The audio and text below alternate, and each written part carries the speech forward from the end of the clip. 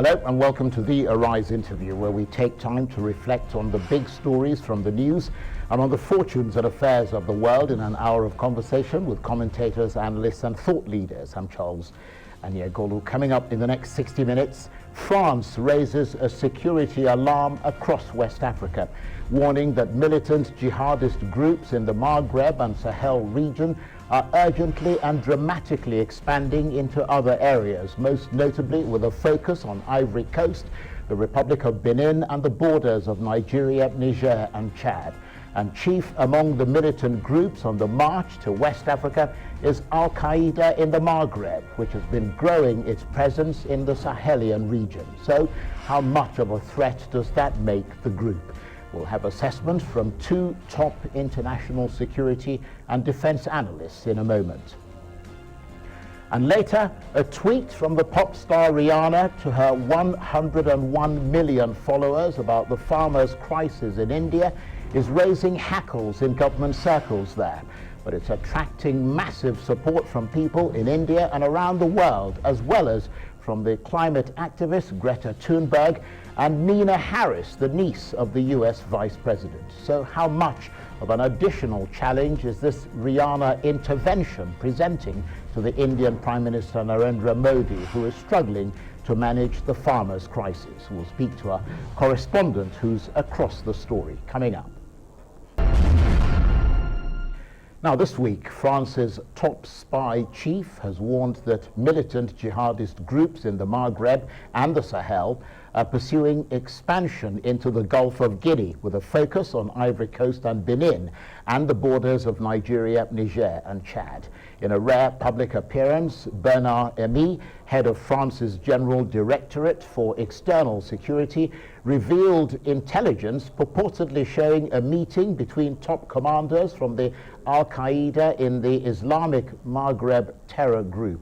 Mr. Emy disclosed that the agenda of this meeting was the preparation of a series of large-scale attacks and the perfection of expansion plans into the Gulf of Guinea.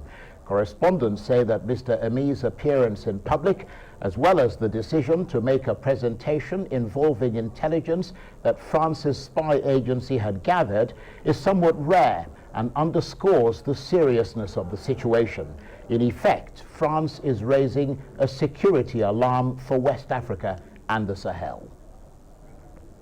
Well, for assessment of the level of threat posed by this purported expansion of more militant Islamist groups into the West African region, I'm joined now in the studio by the London-based international security and defense analyst David Otto.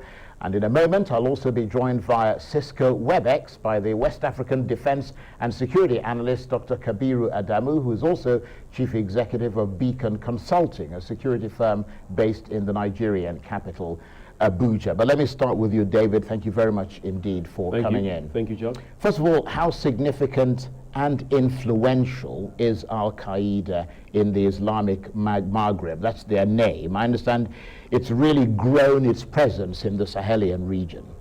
Yes, you're right. Al-Qaeda in the Islamic Maghreb originated from Algeria. But as we know it, a couple of years back, about 2 or 3 years ago, they formed an alliance with another group known as the Jamaat Nusra al-Islam or al-Muslim, which is the JNIM.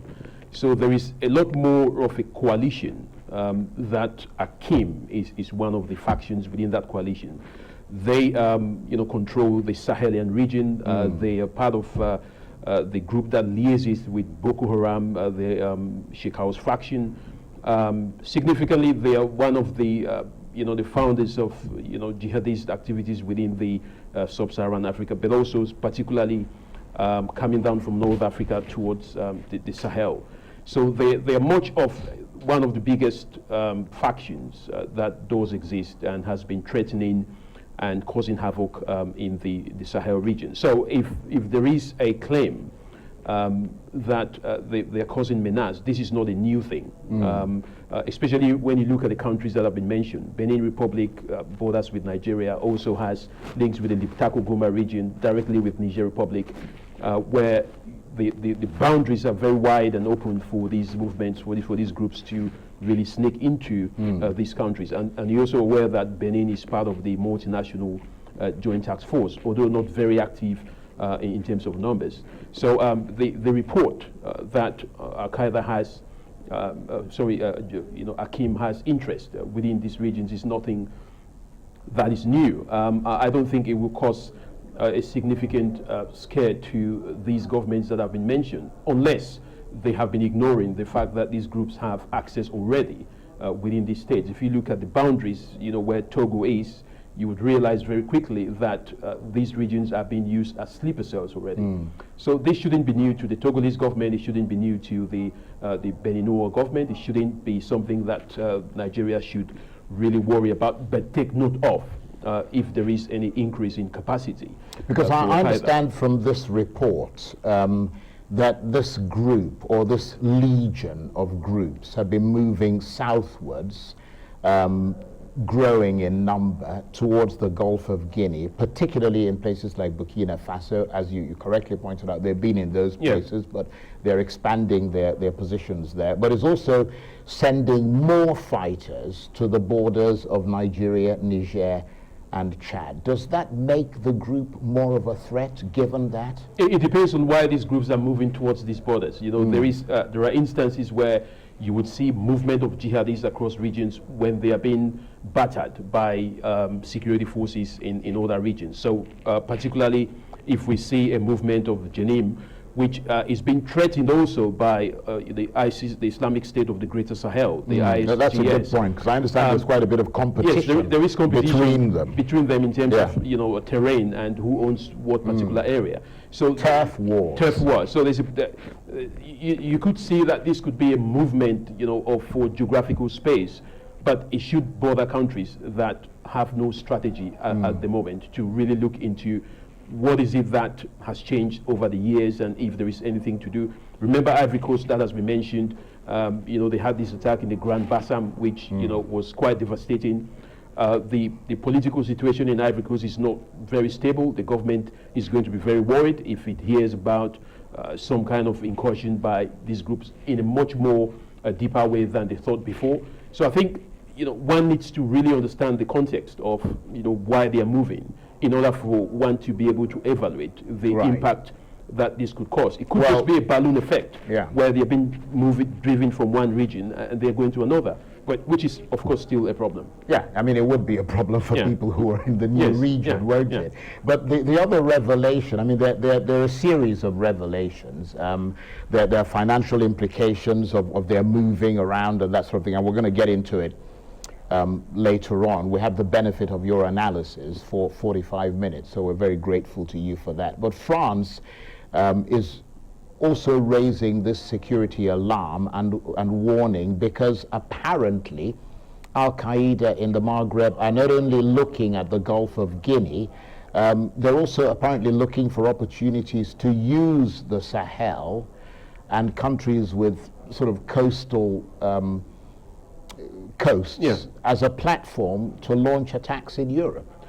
Yes, principally that's what... and that's probably why France is a bit Yes, that's nervous. why France is a bit worried. I think the question that France would be asking, but of course that African countries should be asking, is France has been actually taking responsibility to deal with Al-Qaeda and Islamic Maghreb and other factions since 2012, Operation Bakken, which you quite remember. I wouldn't say taken full responsibility. Well, I think they've taken partial responsibility. I think obviously the people in this region have to defend themselves. Yes, I think if you go on the ground, most of the forces that are confronting the jihadists, France is got more than 5,000 forces on the ground that are dealing with this issue. Now, you also have what they call Operation Takuba, which is the European Union run operation.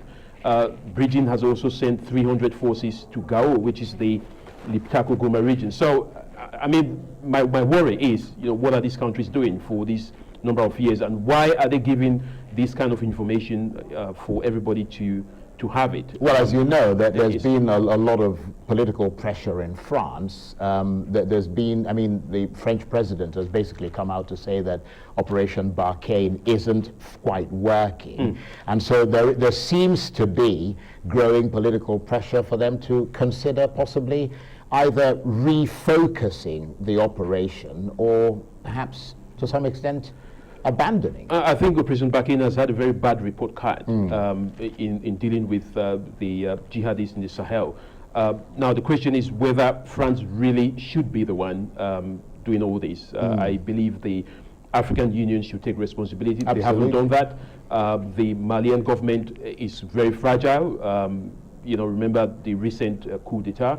One of the reasons why that coup d'etat was launched by the military junta was, they cited the insecurity that was unable to be controlled by ex-president Abubakar Keita. So I think it's important for one to evaluate the impact of these jihadists from a multi-directional perspective. But the record that France has delivered, I'll bet that it is not really their turf. Absolutely. It's quite not favorable.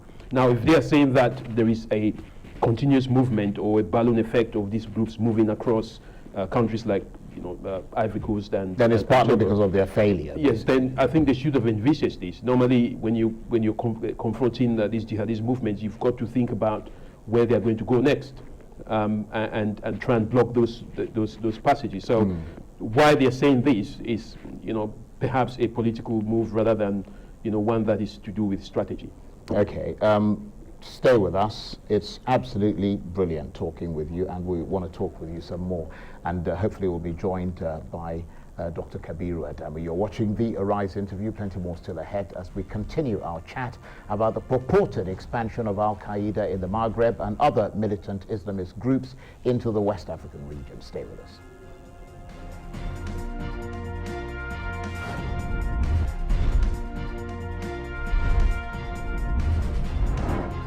Welcome back to the Arise interview. I'm Charles Aniagolu. Now, France has warned this week that militant jihadist groups in Africa's Maghreb and Sahel region are expanding into West African countries such as Benin and Ivory Coast and sending fighters to the borders of Nigeria, Niger and Chad. France's spy agency has revealed intelligence suggesting groups like Al-Qaeda are planning attacks on military bases in West Africa and are also aiming to use Sahelian countries as a base from which hardline groups made up of foreign fighters can use to plot attacks against Europe. According to France's spy chief, these jihadist groups are already financing fighters and sending them southwards towards Ivory Coast and the Republic of Benin. Fighters have also been sent to link up with the Islamist group Boko Haram, operating in Nigeria and around the Lake Chad region. And with me assessing the level of threat posed by this apparent new wave of jihadist militancy, the London-based international security and defense analyst David Otto, who is in the studio with me, and I'm delighted to say that via Cisco WebEx, we've also got now the West African defense and security analyst, Dr. Kabiru Adamu, who is also chief executive of Beacon Consulting, a security firm based in the Nigerian capital, Abuja. Dr. Kabiru, thank you very much indeed for joining us. We've been talking, you missed the first part, but obviously you're across all the developments, talking about the French saying that the Islamic sort of the Al-Qaeda in the Maghreb is moving further southward and joining up with other militant groups in the Sahel and in the West Africa region. I wonder what your assessment of Al-Qaeda in the Maghreb is, and whether you think it has more influence in this part of the world than, for instance, Islamic State, or is it in competition with IS in the region? Thank you, Charles. So yes, we need to look at the French revelation within the context of the history of jihadism in West Africa and the Sahel.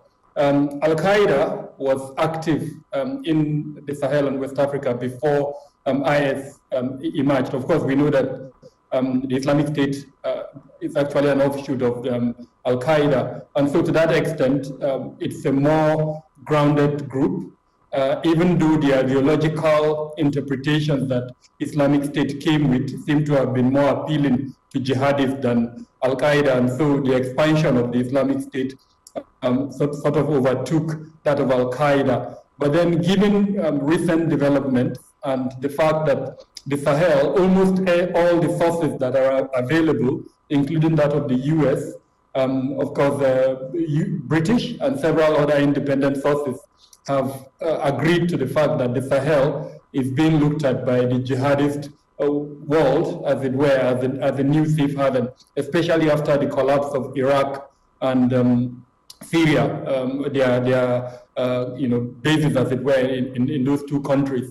And so this revelation by France is really tying in with several other assessments and indications by different authorities across the world. Now, the second point is the acclaimed success of Operation Barkhane. I know David has spoken about that. France has about 5,000 troops under Operation Barkhane spread across the Sahel. So it does have the assets and it does have the capability to make such an assessment and such a revelation. But then what is the importance of such a revelation? Especially if we tie it to the recent statement by the French president that the successes of Operation Barkhane means that France is going to reduce its troop strength in the Sahel region. And of course, we have to remember a couple of years ago, a year, 2 years ago, he actually told African leaders that they need to take charge and take responsibility for implementing the counterterrorism campaign, mainly because he felt the root causes of terrorism need to be addressed. It's not about the kinetic or containment measures by Operation Barkhane and several other military operations that are ongoing in the sub-region, but more about governance and the effect of that governance that would address the root causes of terrorism. So I see this revelation mainly as a way of gingering these states that are a bit outside the Sahel, especially places like Benin, Cote d'Ivoire, and then of course in Nigeria we're already feeling the brunt of the consequences of this southward movement of jihadists. Perhaps in the course of the discussion we can talk about the regional efforts and the inability of France to actually support the growth of a single effort against terrorism in the sub-region. That's a very interesting analysis and very enlightening. But just to delve deeper into what you're saying, because it does look as if the French think that Al-Qaeda is now the bigger threat at the moment in the West African subcontinent. And as you correctly pointed out, it could well be tied into France considering withdrawing some of its military involvement in the Sahel. President Macron suggesting that Operation Barkhane is not meeting its objectives. But given all that, given your knowledge of what's happening in the sub-region, how concerned should governments in the Sahel and the Gulf of Guinea, including Nigeria, be about this, if in fact these groups are expanding? First off, I mean, like I indicated, virtually every assessment by both national governments, especially the lead global terror campaign, facilitated the US and several other countries, including that of ECOWAS and AU, have agreed to the fact that there is an expansion of jihadist activities in the Sahel region. So I think that is a fact that is not contestable.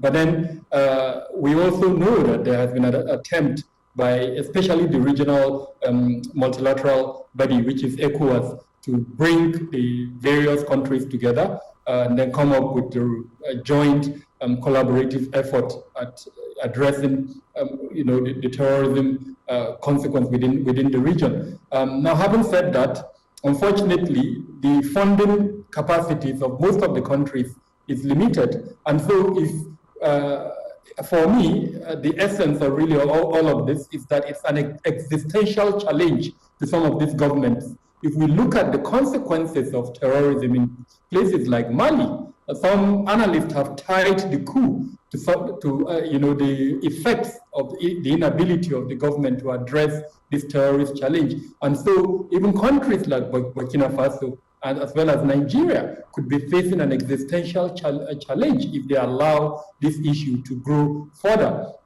Most of the affected regions, because of the weak governance structure within the sub-region, sometimes have to choose between either keeping quiet or supporting these terrorist activities, or in some instances turning the other eye and allowing them to continue their activities, mainly because that's the only way to protect themselves.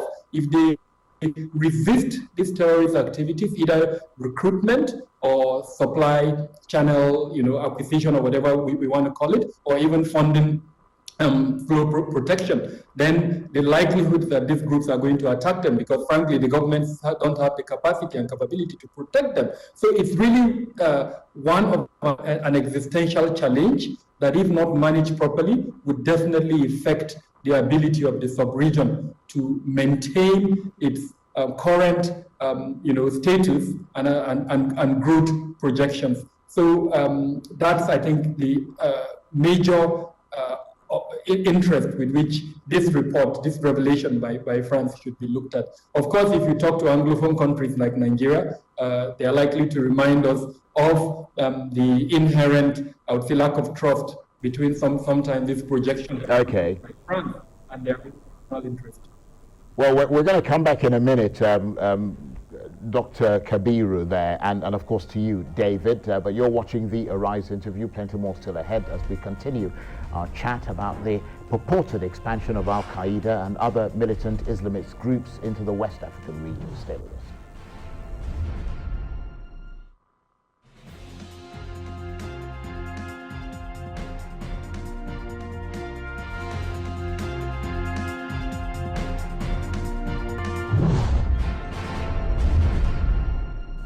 Welcome back to the Arise interview, where we speak to the newsmakers as well as ordinary people doing extraordinary things around the world and featuring the voices at the heart of the stories.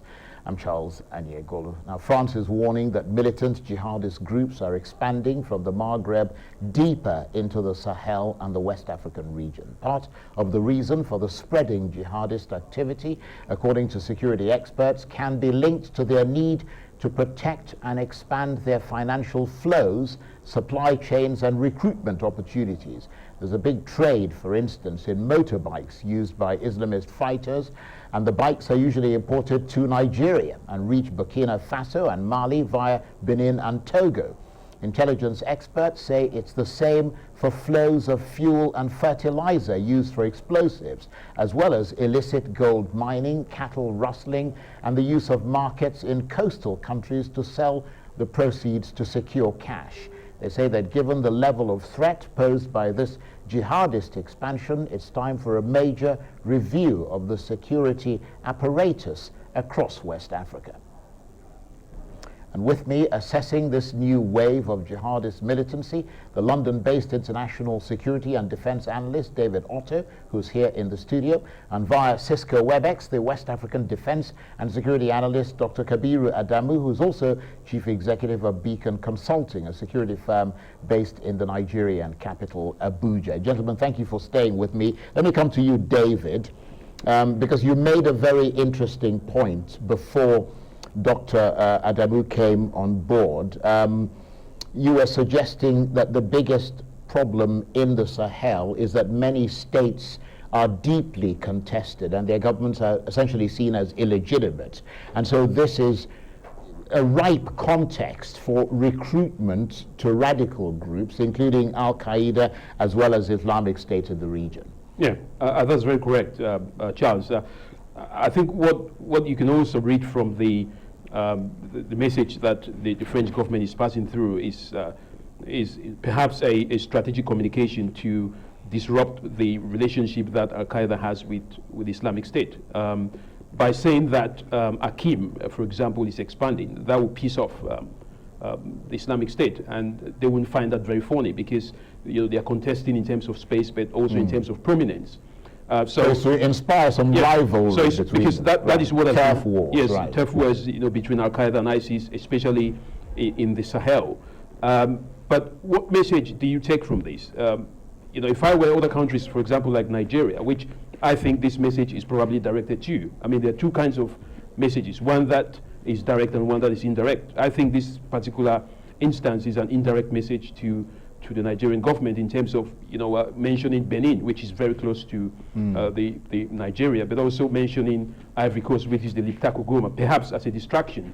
If you remember that the first group that supported Boko Haram in terms of its resources, under the leadership of then Mohamed Yusuf, Abu Abanawi and Mamanu were the leaders. AQIM was the first group that promoted Boko Haram in terms of training. And what we've seen is that there has been an increase in the expansion of AQIM within the Sahel. And, these connections which has been developed over the years are still there. So if they're talking about AQIM now, I think the Nigerian government should really pay attention, because I believe that France doesn't really have the kind of relationship that they should have to talk directly to the Nigerian government. Perhaps this is a message which should go to the newly appointed chiefs, service chiefs. That's a good point. And I'm going to bring in take note of that. Yeah. Sure. I'm going to bring in. I'm going to ask a question about those service chiefs, because there have been some developments, recent developments here. But coming to you, Dr. Adamu, is there a military solution to this terrorist crisis? I remember you and I have talked about this previously. Do you think there is one, or does it require a multifaceted approach, which includes developmental solutions as well? Because if you look at other places in the world, like Afghanistan, for instance, I mean, it doesn't look like a military solution by foreign intervention is going to resolve the underlying problems there. Definitely, the solution must be multifaceted. It must take into consideration the root causes of terrorism, and it must enhance governance to address these root causes. Some of them include climate change, especially in the Lake Chad basin, and in fact, even in most of the Sahel, desertification is an issue, and that's a climate change issue, as well as cultural and developmental issues. So yes, it's a combination of both the military, kinetic, as well as the soft approach to terrorism, what has been encapsulated under the countering violent extremism mechanism. And in this regard, Nigeria has done very well in terms of documenting this framework. Unfortunately, it's in the area of implementation that Nigeria has been in the background. But like I mentioned earlier on, ECOWAS sort of realizes this and has come up with a framework that it has charged its members to rally round, and has a target really for raising funding to ensure that all members are on board in this regard. So we're hoping that whatever the motive of this call by the French government, it will ginger the ECOWAS sub-region, as it were, to wake up to the need for this type of concerted effort. The reality is that these terrorist groups exchange intelligence or information, whatever you want to call it. They collaborate together across, locations and the space that they don't even see as borders. And unfortunately, the countries that they are affecting beset by a lot of mistrust, inability to collaborate, and then in some instances even unwillingness to share intelligence. And to that extent, we can look at the role of France in the G5, and unfortunately in the multinational joint task force. Personally, I have been an advocate of saying, why have two different task forces or military commands when you cannot even fund both? As it were, Nigeria has sort of borne the funding of the multinational joint task force, and despite France's desire to fund the G5, so far it's been unable to achieve that objective. When two of the countries in both the G5 and multinational joint task force are unable to actually provide their share of the funding. I'm talking of Niger and Chad. So what's the objective of now having two major bodies? And I'm hoping that when France meets with the G5 in February, it would ride on the attention that this revelation, this report has received, consider, especially given the current development in the Sahel region, a merger of these bodies to reduce the bureaucracy and reduce the structures that prevent cooperation between the countries in the sub-region. They are affected by the same challenge, affected by the same problem, and so using the soft approach, countering violent extremism through governance structures, as against this concentration of military approach, I think would be a better way to address the issues. If you look at Nigeria, it's been implementing the counter-terrorism strategy for 11 years, and unfortunately, we've not seen any major successes in terms of eradicating them. Okay, well, let me bring you in, David. We talked about the fact that these groups thrive on political grievance, instability, but what about things like amnesty? I mean, I'm curious to get your take on that, because we understand that Mozambique, for example, is now offering amnesty to militant Islamists, promising that there'll be no retaliation against those who surrender. Are the militants likely to take advantage of the offer, or are they less likely to surrender? I think amnesty is a very key point. In 2014, it was talked about within the Nigerian circles, and Abubakar Shekau was infamously quoted as saying, "We don't need amnesty, the Nigerian government needs amnesty."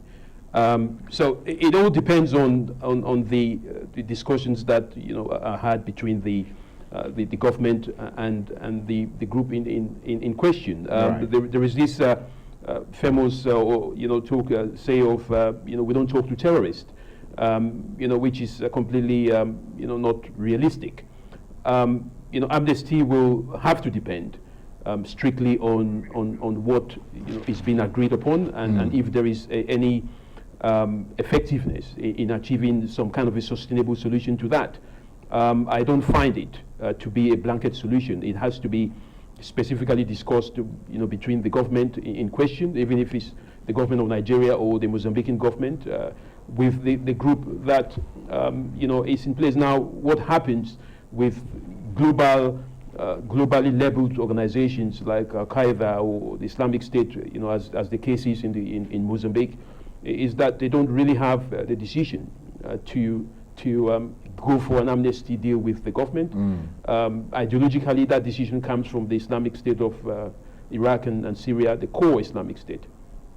So I think discussing issues of amnesty is something that governments have to really be careful about. I mean, we've seen amnesties deal that succeed, others that do fail. But at the end of the day, the solution, as Dr. Kebi said, cannot be military entirely. Absolutely. Because the problem did not emanate from the military. So it's got to be a lateral approach. Is got not to. I don't see any reasons why the population or the government or the military itself can promise the people that this is a military solution, because it doesn't work that way. Basically, it isn't. The military has a role to play to diminish the capacity to protect the integrity. But then it's got to be state. a political solution of some sort. Plus a political solution, not just. So there isn't one. You can't take out the military entirely. Right. And there's also the issue of development. Yeah, that of course, right. yeah, depending on the case in point as well. Right, okay. Let me bring you in, Dr. Kabiru. Just moving away slightly from the Al-Qaeda and Islamic State and all of that. We're hearing reports from here in Nigeria that soldiers have killed dozens of Boko Haram fighters in a major military operation in the north of Nigeria. Troops are said to have stormed militant bases in several areas, including the Sambisa forest. What are you hearing about that? Yes, so there is an ongoing operation called Operation Tura Takai Bongo, which is a Hausa phrase meaning, we've been pushed to the wall. This is like the last stretch of the race, as it were. And so, I mean, that tells you what the military is trying to do. Based on what we know, what is in the public, realm, we know that they are concentrating the interdiction attacks in 3 major locations: the Sambisa Forest, the border area between Nigeria and Cameroon, the Mandara Mountains and some of the other locations, and then the Lake Chad Basin area. Now, these 3 locations have always been the basis, as it were, of the Islamic State in West Africa province and that of the Jamaat al-Ahli al-Dawat wal-Jihad. And one has always wondered why the military never carried the attack, the offensive attack to this location. So finally, it appears they are now carrying those attacks, and that's why we're seeing, types of death as well as the acclaimed escape by some of the Chibok gangs, even though that hasn't been confirmed yet. But the operation is targeting this operational basis of the 2 major groups in the sub-region. Right, okay. Just very quickly, David, we've got about 10 seconds and we've got to go. I wonder if all this new attacks, I mean, we're used to soldiers being attacked by the jihadists. Now, it's a bit of a surprise that the move is coming from the Nigerian. Might it have something to do with the appointment of new military chiefs last week by President Buhari? 10 seconds. I think, it's got to do with the previous, the past immediate previous Army Chief General Tukur Buratai set up the Operation Tura Bongo, which, as Dr. Kevi said, it's to deal with Boko Haram's last hold in the Timbuktu Triangle. What is going to happen now, the new chiefs are going to take that to a different level. That's why you can see that. So there's this new push. The new push, because these guys are well experienced. They've been in the field before. So I think this is a very, a tactical and strategic period for them to push this through and see some success. David, Otto, International Security and Defense Analyst, and of course Dr. Kabiru Adamu, West African Defense and Security Analyst. Thank you very much.